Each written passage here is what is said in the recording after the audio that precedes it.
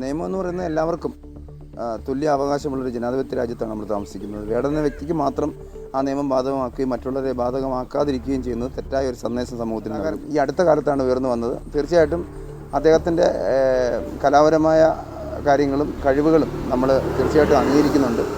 അദ്ദേഹം ചൂണ്ടിക്കാണിക്കുന്നത് മണ്ണിൻ്റെ മണമുള്ള ചില നഗ്ന യാഥാർത്ഥ്യങ്ങളാണ്. ഇപ്പോഴും നമ്മുടെ സമൂഹത്തിൽ നിന്നും ചില കാര്യങ്ങൾ തുടച്ചു മാറ്റപ്പെടേണ്ടതുണ്ട് എന്നുള്ളത് യാഥാർത്ഥ്യമാണ്. കലാകാരൻ നിലയ്ക്ക് കലാഭമണിയുമായിട്ട് താരതമ്യം ചെയ്യുമ്പോൾ തീർച്ചയായിട്ടും ശ്രീ വേടൻ കലാകാരൻ എന്ന നിലയ്ക്ക് അദ്ദേഹത്തിനെ അംഗീകരിക്കാൻ സാധിക്കുന്നുണ്ട്. പിന്നെ അദ്ദേഹത്തിൻ്റെ ലഹരിയുമായിട്ട് ബന്ധപ്പെട്ടുള്ള കാര്യങ്ങൾ ഒരിക്കലും അംഗീകരിക്കുന്നില്ല. അപ്പം തീർച്ചയായിട്ടും ലഹരിയൊക്കെ ഒഴിവായിക്കൊണ്ട് സമൂഹത്തിൻ്റെ മുഖ്യധാരയിലേക്ക് വേടൻ ഒരു മികച്ച കലാകാരനായിട്ട് ഉയരും എന്ന കാര്യത്തിൽ എനിക്ക് രണ്ടഭിപ്രായമില്ല.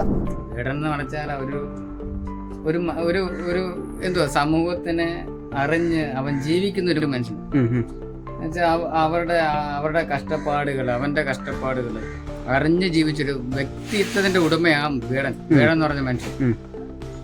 പിന്നെ മോഹൻലാലിനെ ആനക്കൊമ്പ് വീട്ടിൽ വെക്കാമെങ്കിൽ പിന്നെ വേടനെ പുലിപ്പുല്ല് കൊടുത്തത് വേറെ ആരുണ്ടോ? ഒരു തമിഴ്നാട് ഏതോ ഒരുത്തനാ. പിന്നെ വേടൻ എന്താ വേണം കുറിച്ച് പറഞ്ഞാല് വേടന്റെ എഴുത്തുകൾ വളരെ ശക്തമാണ്. വേടന്റെ വരികൾ വളരെ ഈ നാടിന്, ഇന്നത്തെ നാടിന് വളരെ അനിവാര്യമാണ്. വേടന്റെ ഒരു വരി വളരെ ഹൃദയസ്പർശിയായ ഒരു വരികളാണ്.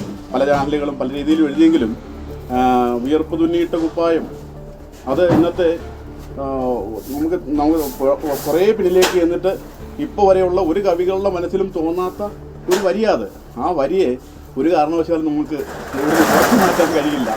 ആ വരി അതായത് ലോകം ഉണ്ടായ എന്നാണോ, അതായത് മണ്ണിൽ പണിയെടുക്കുന്നവൻ്റെ അല്ലെങ്കിൽ വിയർക്കുന്ന നഷ്ടപ്പെടുന്നവൻ്റെ വസ്ത്രം അവൻ്റെ വിയർപ്പ് തുള്ളികളാണെന്നാണ് വേടൻ എഴുതി വെച്ചിരിക്കുന്നത്. നമുക്ക് ഒരു കാരണവശാലും അതിനെ നിരാകരിക്കാൻ കഴിയില്ല. ലഹരി ഉപയോഗിച്ചാൽ അതിനെ ഒരു കാരണവശാലും അംഗീകരിക്കാൻ കഴിയില്ല.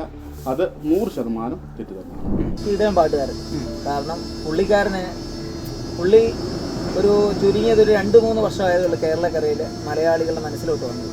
കാരണം 10-30 വർഷം കൊണ്ട് നിൽക്കുന്ന ആളുകൾക്ക് പോലും ഈ ഒരു ഫീൽഡിലോട്ട് കയറി വരാൻ പറ്റുന്നതിന് മുമ്പ് തന്നെ ഒരു ചുരുങ്ങിയ കാലത്ത് പുള്ളിയാണ് ഒരു സംഗീതത്തിനൊരു ഡിഫറൻസ് ഉണ്ടാക്കിയ ആളാണ്. വേടനൊപ്പം തന്നെ ഞങ്ങൾ, കാരണം വേടൻ്റെ പാട്ടുകൾ എന്താ മനുഷ്യൻ സ്നേഹിക്കുന്ന പാട്ടുകളാണ് പുള്ളി പാടുന്നത്.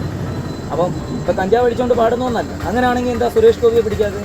സുരേഷ് ഗോപിയുടെ കഴുത്തിലുണ്ടല്ലോ ഈ പുലിപ്പല്ല്. മോഹൻലാലിൻ്റെ വീട്ടിലുണ്ടായിരുന്നല്ലോ ഒരു 5-6 വർഷത്തിന് മുമ്പ് ഈ ആനക്കൊമ്പ്. ഇവർക്കെന്താ പിടിക്കാഞ്ഞത്? അതെന്താ? അവരുടെ ജാതിസമാണോ വലുത്? അപ്പം വേടൻ എന്ന് പറയുന്ന വ്യക്തിയുടെ സംഗീതത്തെ ആണെങ്കിൽ വേടൻ ദ ഗ്രേറ്റ് സംഗീതം. ഇപ്പം തന്നെ MG ശ്രീകുമാർ പറഞ്ഞ 45 വർഷമായിട്ട് വേടനെ അറിയത്തില്ല. വേടനെ ആർക്കും അറിയില്ലായിരുന്നു 45 വർഷമായിട്ട്. ഇപ്പോൾ ഒരു 2-3 വർഷമായിട്ട് അവൻ്റെ കഴിവുകൊണ്ടാണ് അവനെ ആളുകൾ അറിഞ്ഞു തുടങ്ങിയത്. അപ്പോൾ ആ അറിഞ്ഞു തുടങ്ങിയത് അവൻ്റെ കഴിവിനെ നമ്മൾ അംഗീകരിച്ചേ മതിയാവും. പക്ഷേ കഞ്ചാവിനും ഡ്രഗ്സിനും ഒക്കെ നമ്മളും എതിരാണ്. നമ്മളതിനെതിരെ നമ്മുടെ മനസ്സിലും തെറ്റാണത്. വേടൻ അങ്ങനെ പോയിട്ടുണ്ടെങ്കിൽ അത് വേടൻ തിരിച്ചു വരാൻ മലയാളികളെല്ലാം അവൻ്റെ കൂടെ കാണും. പിന്നെ എല്ലാവർക്കും അവൻ്റെ ജാതിയും അവൻ്റെ മതവുമാണ് പ്രശ്നമെങ്കിൽ ഞങ്ങൾക്കും ഇത്രേ പറയാനുള്ളൂ, വർഗീയത തൊലയിട്ട്. വേടൻ്റെ ഒരു വലിയ തിരിച്ചുവരവ് പ്രതീക്ഷിക്കുന്നുണ്ട് ഉറപ്പായിട്ടും.